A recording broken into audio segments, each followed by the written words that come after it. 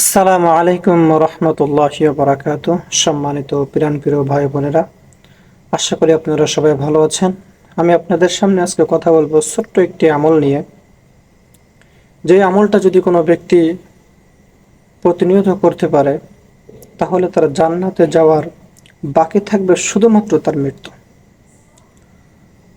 রাসূলুল্লাহ সাল্লাল্লাহু আলাইহি ওয়াসাল্লাম বলছেন, যদি কোনো ব্যক্তি প্রত্যেক ফরজ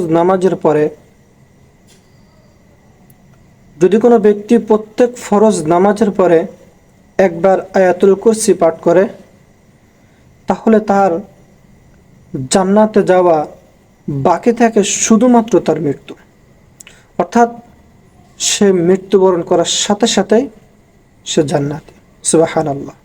আমলটি অনেক ছোট হলেও এটা অনেক মানুষের জন্য অনেক কষ্টকর ওই মানুষগুলোর জন্য যারা দিনে 5 ওয়াক্ত নামাজের জায়গায় 1 ওয়াক্ত নামাজ পড়ার সময় পায় না।